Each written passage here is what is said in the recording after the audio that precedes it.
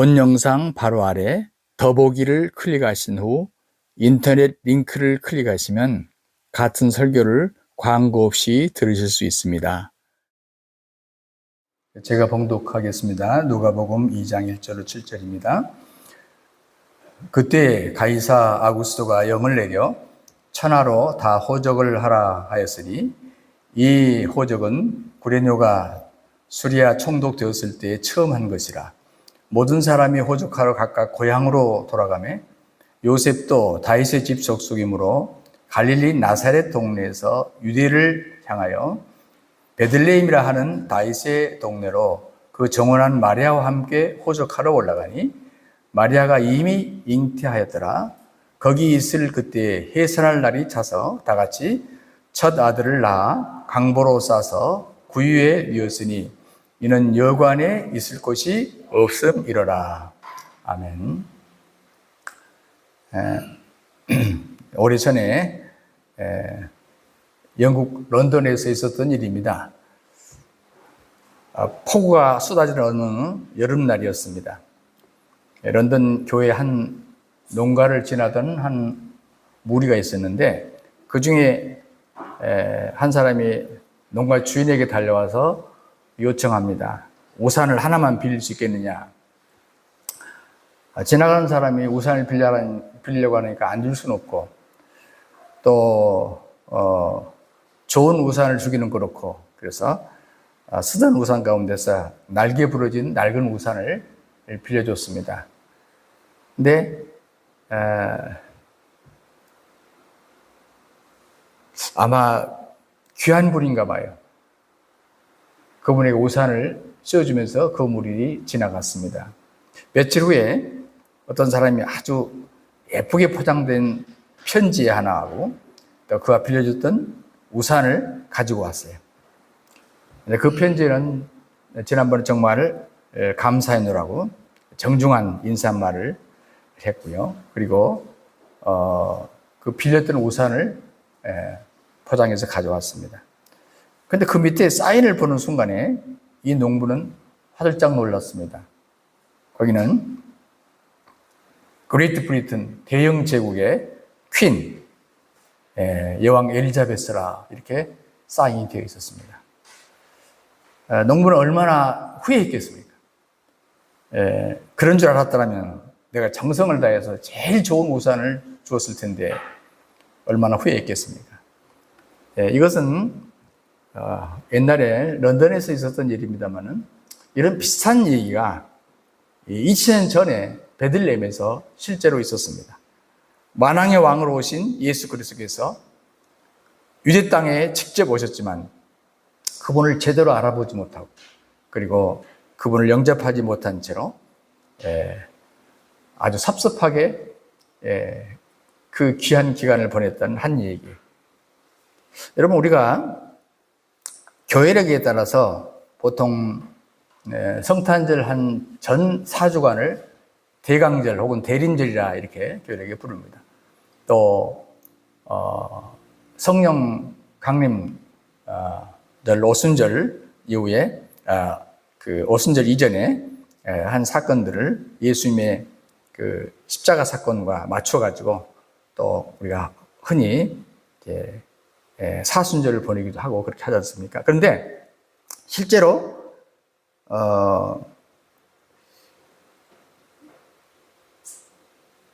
교회력에서 예수님을 기다린다라는 말로 대림 혹은 대강 이렇게 부릅니다만은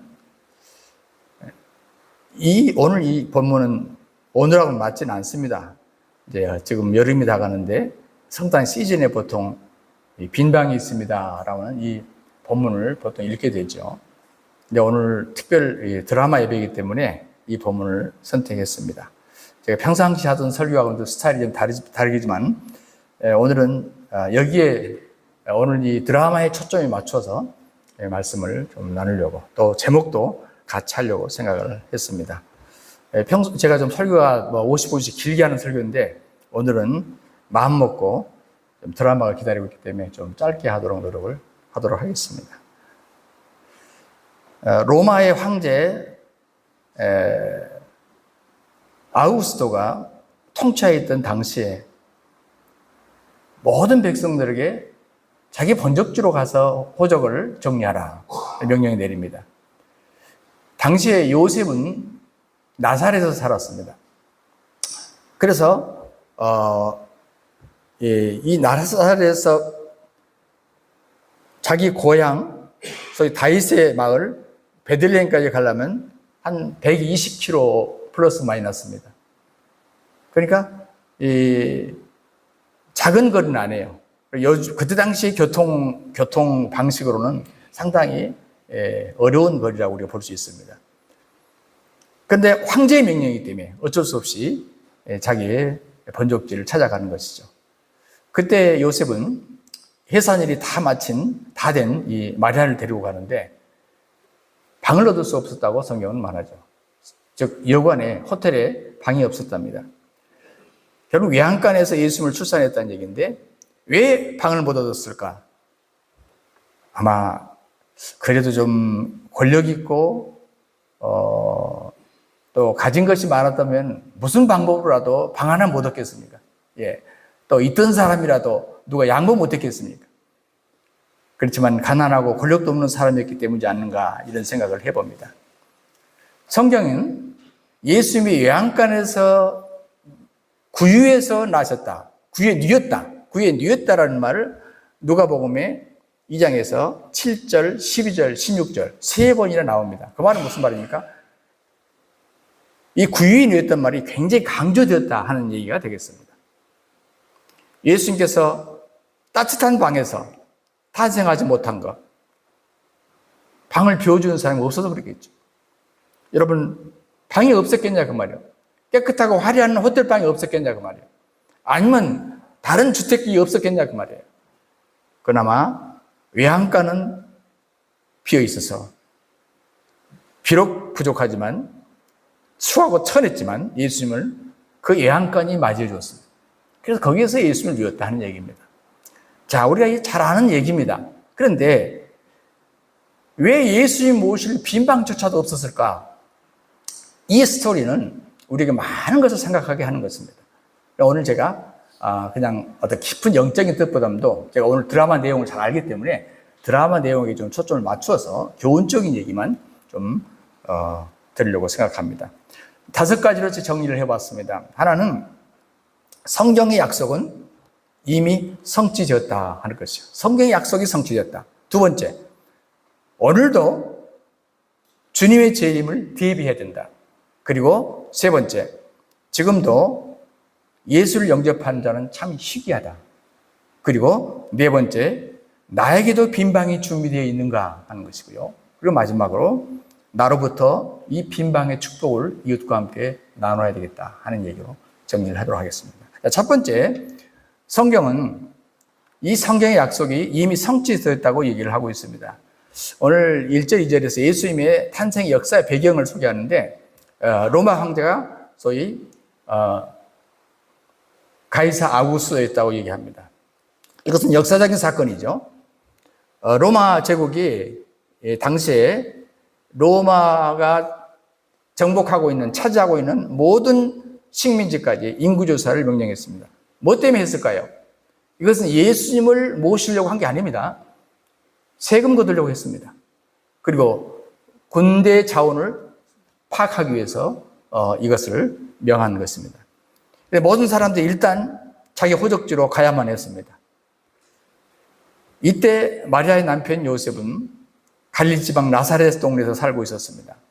본래 다윗의 집인 이 친척이기 때문에, 이 뿌리이기 때문에 유대 땅 베들레헴에 있는 다윗의 동네로 마리아를 데리고 가야 했죠. 정혼한 사이였습니다. 그렇지만 성령으로 잉태되어서 배가 이제 10개월째 부른 상태입니다. 만삭입니다. 이런 일로 인해서 마리아는 베들레헴에서 예수님을 낳게 됩니다. 자, 이것이 왜 중요하냐 하는 것입니다. 있을 수 있는 일입니다. 누구나. 요즘에도 이런 일이 있을 수 있어요. 그러나 왜 성경은 이것이 그렇게 중요하냐면, 구약 성경에 보면 많은 선지자들이 있었습니다. 그런데 어떤 선지자들은 성경을 기록해요. 기록으로 남겨요. 어떤 선지자들은 기록하지 않고 예언만 합니다.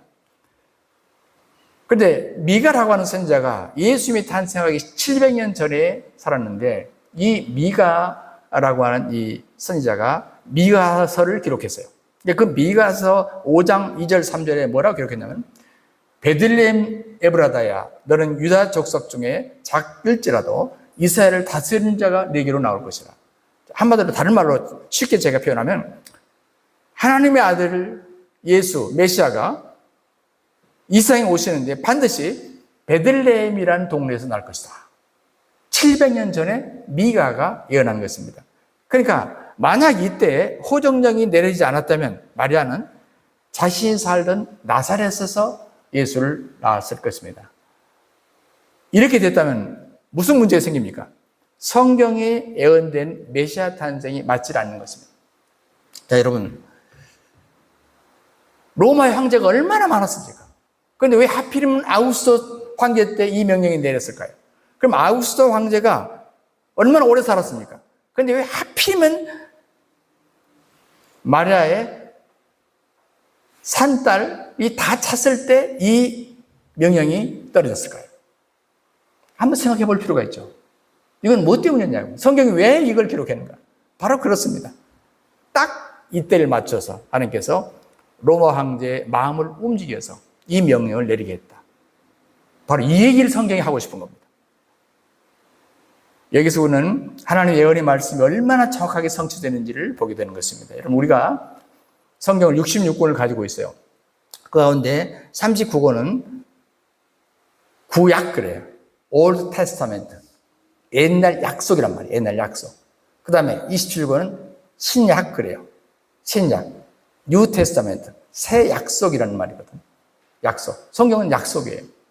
그래서 지금 성경은 초점이 예수 그리스도라고 하는 한 분에 대해서 초점이 맞춰져 있어요. 물론 그 외에도 많은 내용이 있습니다. 그러나 중요한 것은 이 내용이든 저 내용이든 반드시 성경은 이루어진다라는 것을 우리에게 메시지를 주고 있는 것입니다. 하나님은 신실하신 분이기 때문에 언제든지 자기가 자기 종들의 입을 통해서 예언하는 말씀을 반드시 이루십니다. 두 번째, 오늘도 주님의 재림을 대비하셔야 한다는 것입니다. 여러분, 구약시대에 그 많은 선지자들이 메시아가 반드시 오실 것이라고 거듭 말을 했습니다. 그런데 사람들이 당시에 삶에 지치고 또 어떤 면에서는 메시아에 대한 소망이 희미해질 대로 희미해져 버렸어요. 그래서 메시아에 대한 기대를 거의 갖지 않고 있었습니다.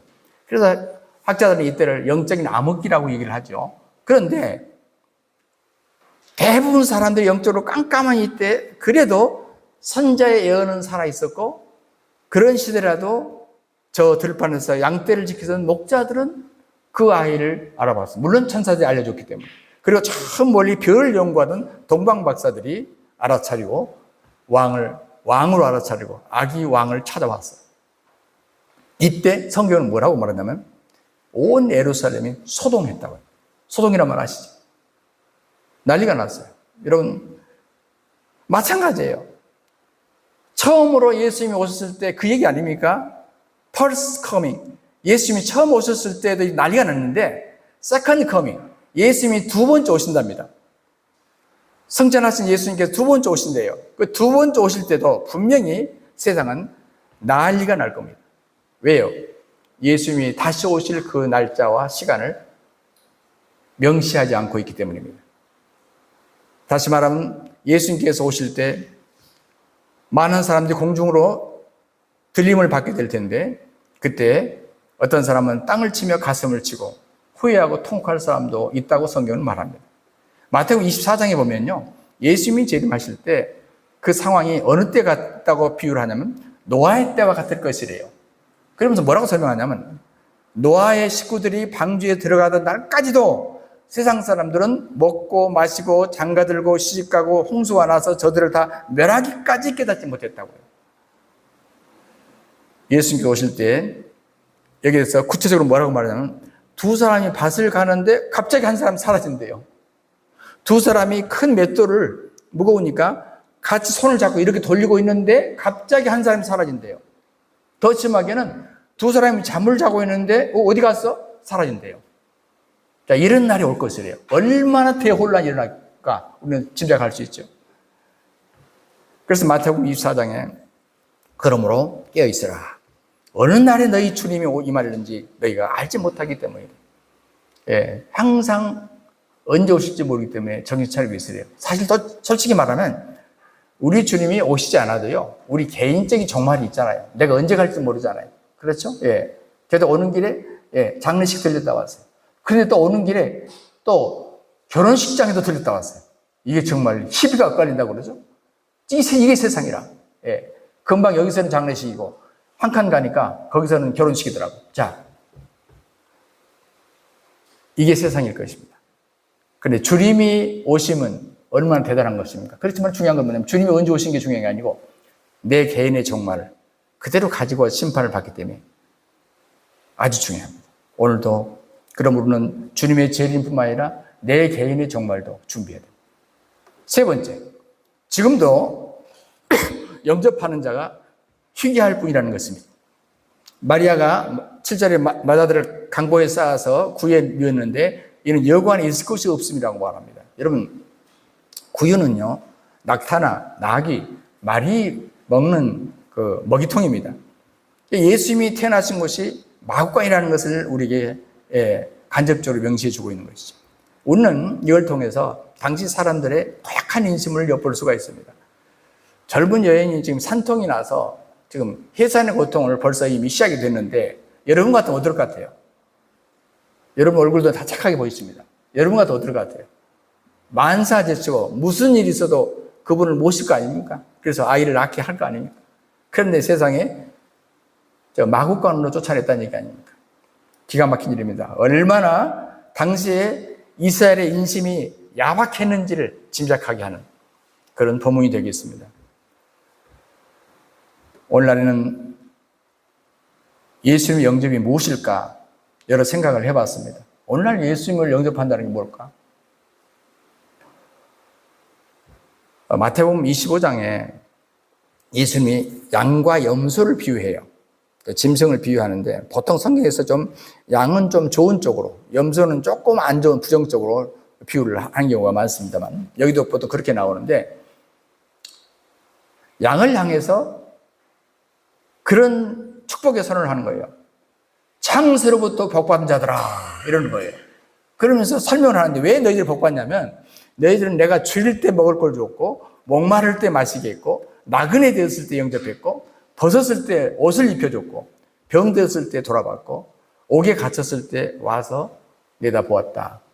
그러니까 그 양들이 하는 말이 우리는 그런 적이 없는데요. 언제 주님을 뵌 적이 없는데요. 그랬더니 주님께서 하신 말씀이 뭐라고 합니까? 내 형제 중에 지극히 작은 자 하나에게 한 것이 곧 내게 한 것이라. 자, 예수님 영접이라는 말을 예수님께서 이렇게 지금 해석을 하고 있어요. 누구를 영접하는 것이 나를 영접하는 것이냐? 지극히 작은 자를 영접하는 것이 나를 모신 것이다. 이렇게 말해요. 그러니까 한쪽에서 염소에게 또 그렇게 말하죠.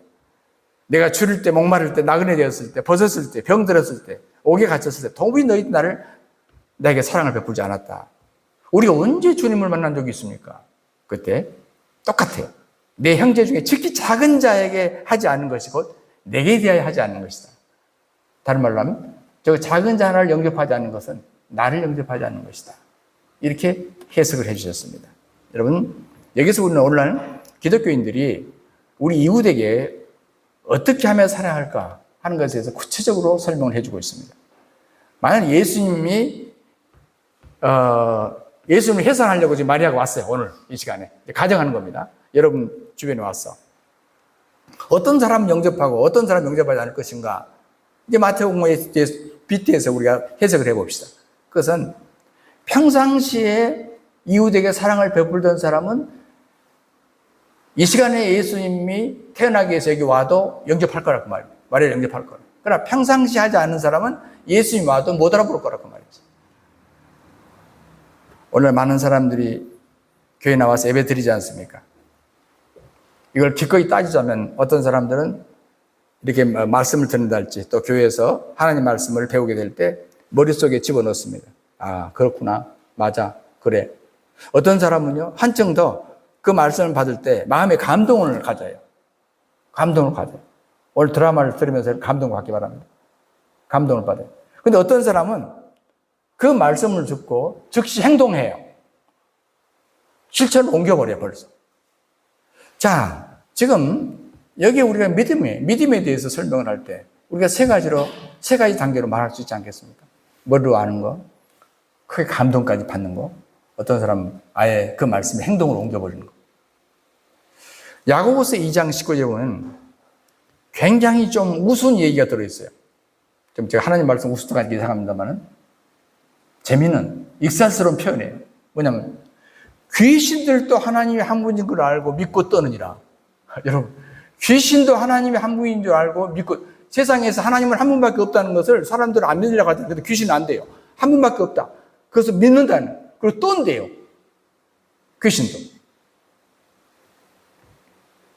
어쩌면 우리 자신보다 귀신이 하나님을 더 잘 아는 것 같아요. 성경적으로 보면. 그러나 귀신은 하나님을 신뢰하지 않습니다. 귀신은 하나님을 사랑하지 않습니다. 귀신은 하나님 말씀을 실천하지도 않습니다. 우리가 하나님을 알고 또 말씀을 잘 알아도 진정 하나님을 사랑하는 마음이 없고 하나님 말씀대로 행하고자 하는 마음이 없다면 좀 죄송한 얘기지만 귀신의 믿음하고 다를 바가 없다. 그렇게 해석할 수 있겠습니다. 귀신들이 믿는 믿음을 우리도 가질 수 있다고요. 그러나 우리가 그런 믿음을 가져서는 안 되잖아요. 우리에게는 감동이 있어야 하고, 그리고 우리에게는 그 말씀대로 살고자 하는 의지가 있어요. 이게 귀신과는 다른 믿음을 우리가 소유해야 한다는 얘기가 되겠습니다. 마찬가지죠. 지금도 이렇게 주님을 영접하는 사람은 참 희귀한 것입니다. 쉬울 것 같죠? 그렇지 않아요. 네 번째, 나에게도 빈 방이 준비되어 있어야 한다는 것이에요. 자, 베들레헴에도 가이사의 영에 의해서 호적을 하기 위해 수많은 사람이 당시에 몰려왔던 것으로 우리가 짐작할 수 있습니다. 왜냐하면 여관마다 10,000원이 있다고 하니까요. 바로 마리아와 요셉은 방을 얻지 못하고 하나님의 아들을 구유에 낳게 됩니다. 근데 여러분 한번 상상해 보세요, 그때를. 자, 이 구유가 어떤 집의 구유인지, 아니면은 옛날엔 이렇게 낙이나 말을 타고 다니니까 여관 곁에 여주머니한 주차장이 있을 거 아니에요, 주차장. 말 주차장. 그러니까 거기에는 뭡니까? 말을 그 사이에 또 먹여줘야 돼. 내일 아침에 또 떠나려면. 그러니까 그게 아마 구유가 잘 갖춰졌으리라고 우리 짐작할 수 있어요. 아마 그 가운데로 한 군데로 예수님께서 그 어떤 그 마국간 한 군데로 들어가시지 않나 우리가 짐작할 수 있죠. 여러분 더 재밌는 건 주인이 있었을까요? 주인. 들어오라 말라. 주인이 있었을까요? 근데 이 주인은 지금 최고의 기회입니다. 이 땅에 메시아 예수가 태어난 것을 가장 가까이서 맨 먼저 볼 수 있는 최고의 기회예요. 그런데 이 기회를 이 주인은 밀어버린 거예요. 여러분 우리가 이건 극과 극이에요.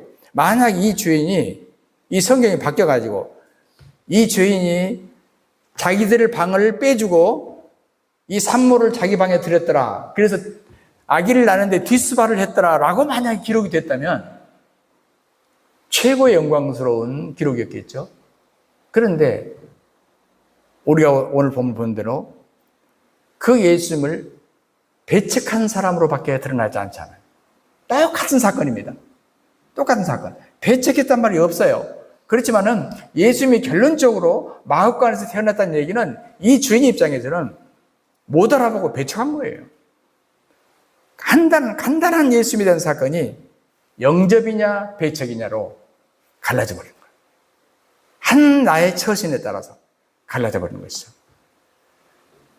바로 옆에 예수님이 계셨는데, 바로 옆에 예수님을 모실 수 있었는데, 여러분 오늘 우리 가운데 이런 형편에 있는 분들이 안 계신지 모르겠어요. 물론 이해는 합니다. 우리 먹고 사느라고 바쁘잖아요.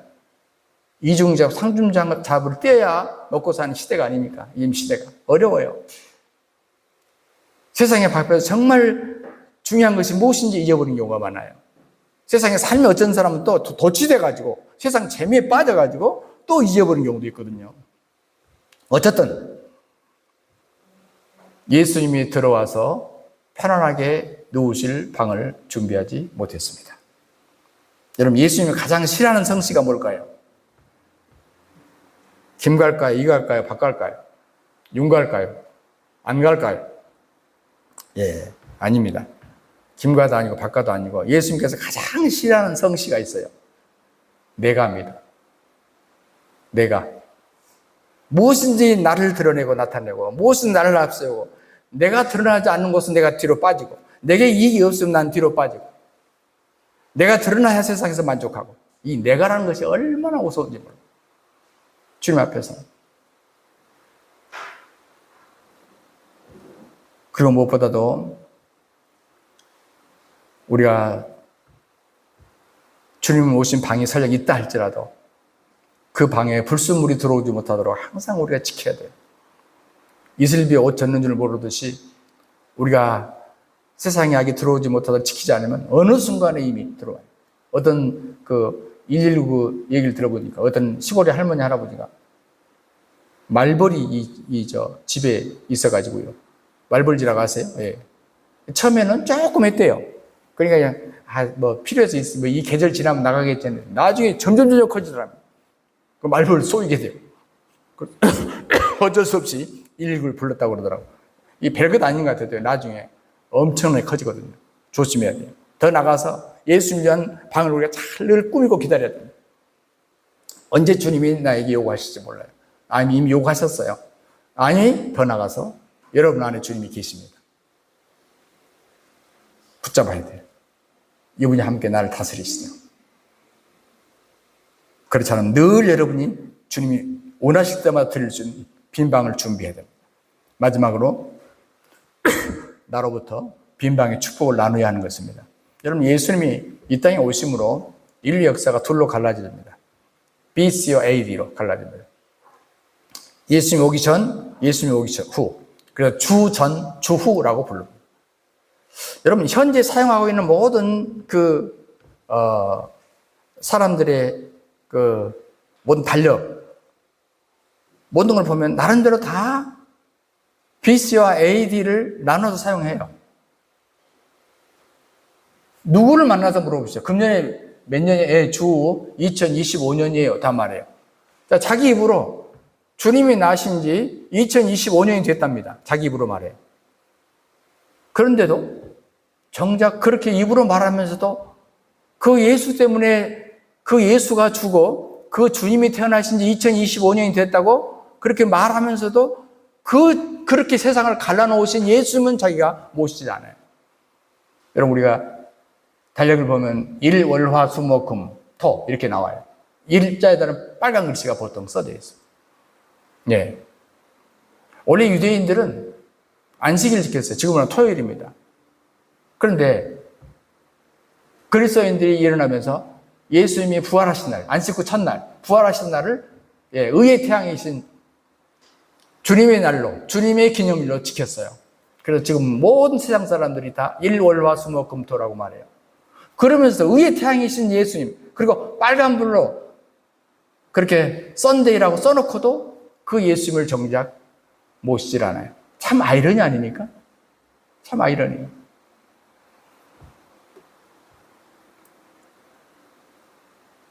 예수님이 개인의 삶에 찾아오시면 그 인생이 완전히 바뀌거든요. 지금의 역사상 예수님을 만났던 수많은 사람들이 얼마나 바뀌었습니까? 얼마나 옛사람이 변하여 새사람이 되었습니까? 이제 말씀을 마치려고 합니다. 유명한 러시아의 작가 레오 톨스토이가 원래 귀족 출신이고 온갖 부귀영화를 누리면서 살았습니다. 그리고 천재적인 문학적인 소질을 갖고 있었습니다. 많은 작품을 통해서 수많은 사람들이 갈채를 받았고, 그런데 한 가지 그에게 항상 미심적인 게 마음에 있습니다. 죄에 대한 공포, 불안에 대한 마음, 이걸 제할 수가 없는 거예요. 어느 날 그는 집에서 밧줄을 메어서 자살을 하려고 시도를 합니다. 그러나 어느 날 한적한 시골길을 걷는데 시골에 농부 한 사람을 만나는데 얼굴은 검게 타고 그리고 노새에서 쭈글쭈글 하는데 유난히도 그 얼굴이 밝은 거예요. 유난히도 그 얼굴이 평화스러운 거예요. 그래서 묻습니다. 궁금해서 그 노파에게 그렇게 평화스러운 삶의 비결이 무엇입니까? 이때 그 농부가 바로 답합니다. 저는 하나님을 의지하고 사는데 기쁘죠, 즐겁죠, 행복하죠. 톨스토이는 그날부터 진지하게 하나님에 대해서 생각하기 시작합니다. 그리고 결국은 어느 날 숲을 걷던 어느 날 거기서 하나님을 만나게 되고 과거의 불안과 공포가 순식간에 사라지게 됩니다. 그러면서 그가 하는 말이 있습니다. 하나님을 아는 것이 바로 사는 길이다. 하나님을 아는 것이 바로 사는 길이다. 톨스토이가 유명한 작가지만 바로 이 순간, 이전과 이후의 작품은 완전히 다릅니다. 부활, 죄와 벌, 그리고 그 유명한 톨스토이의 회고록. 우리는 참회록이라고 말하겠죠. 참회록. 서양 사람들 회고록이라고 해요. 참회록. 저는 고등학교 시절에 그 톨스토이의 참회록을 읽으면서 엄청난 큰 감동을 받았습니다. 한 인간의 깊은 내면, 내 고백. 여러분, 지금도 주님을 필요로 하는 사람들이 우리 주변에 많이 있습니다. 주님은 귀한 복을 먼저 우리들에게 주셨어요. 여러분, 불은요, 붙을 때 존재합니다. 마찬가지예요. 우리가 주님의 사랑을 아무리 말해도 그 주님의 사랑을 전할 때 내게서도 엄청난 사랑의 뜨거움이 생겨요. 진리라는 것은 생각으로 끝나는 게 아니거든요. 감동으로 끝나는 게 아니거든요. 한번 행동해 볼 때 진짜 그 가치가 나타나거든요.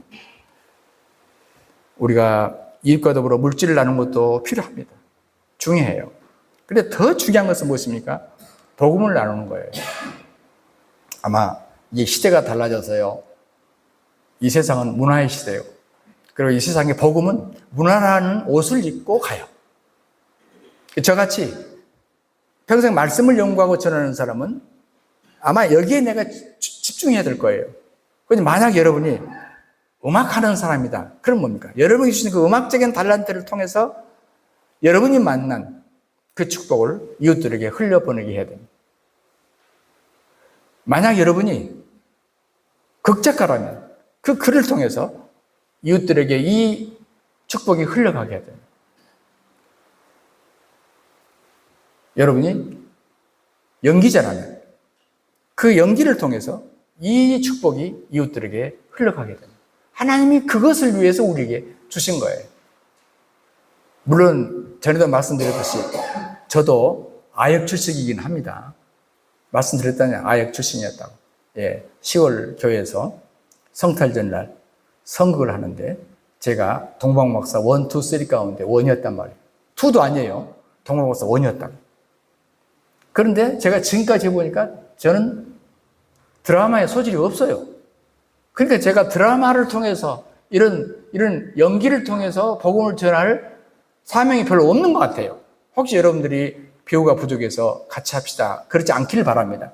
그냥 목사님 뒤에서 기도나 해주십시오. 이렇게 하는 게 좋아요. 그러나 만약 여러분은 타고난 연기를 갖고 있다면 그것은 뭡니까? 분명히 하나님께서 그걸 통해서 복음을 전하라. 그걸 통해서 알려라. 하나님 우리에게 이렇게 말씀하셨어요. 이제 오늘 여러분을 축복하기는 오늘 이번 이 공연을 계기로 해서 여러 교회를 다니며 여러 지역을 다니며 여러 단체들과 함께 이 드라마를 통해서 복음을 전가할 수 있기를 바라요. 이 축복을 나눌 수 있기를 바라요. 그런데 우리는 지금 새로운 장르에 도전합니다. 왜냐하면 세상에 여러분이 지금까지 연기를 했어요. 그런데 이것이 이제 강을 건너서 성극이라고 하는 성경극이라고 하는 특별한 새로운 장르를 개척하고 있어요. 이것은요 무지무지하게 저는 지금 기도하고 있거든요. 무지무지하게 어려운 일이에요. 왜냐하면 세상의 드라마는 여러분 재능을 따라 해도 큰 문제가 안 돼요. 그러나 이 새로운 장르는 많이 기도하셔야 됩니다. 사탄과의 영적인 전투도 해야 돼요. 이걸 뛰어넘지 못하면 여러분, 내가 보장하건대 실패합니다. 이 세계에 도달하는 것은 쉬운 게 아니에요. 부디 부탁하고, 또 저도 기도하겠지만, 이 세계를 개척한 여러분들이 많이 기도하고, 영적으로 무장해서 이 축복의 통로로 사용될 수 있기를 주님의 이름으로 축복합니다. 주 하나님, 우리 아버지 고맙고 감사합니다. 부족한 우리를 사용해 주시고, 또 우리의 몸과 마음, 우리의 모션, 우리의 음성을 통해서 복음을 증거할 수 있는 기회를 주신 것을 감사합니다. 잘 감당할 수 있게 하시고, 우리 단원들에게 단장님을 비롯한 모든 연출자와 모든 배우들이 한마음 한뜻이 되어서 이 일을 감당할 수 있게 하시고, 또 이 일로 인하여 많은 모든 영혼들이 설교를 통해서도 찬송을 통해서도 주님께 돌아오지 않는 영혼들이 이 드라마를 통해서 주께 돌아오는 귀한 역사가 이곳저곳에서 일어나게 하여 주옵소서. 주님이 저희를 사용해 주실 줄 믿습니다. 축복하며 주 예수 그리스도 이름으로 기도하옵나이다. 아멘.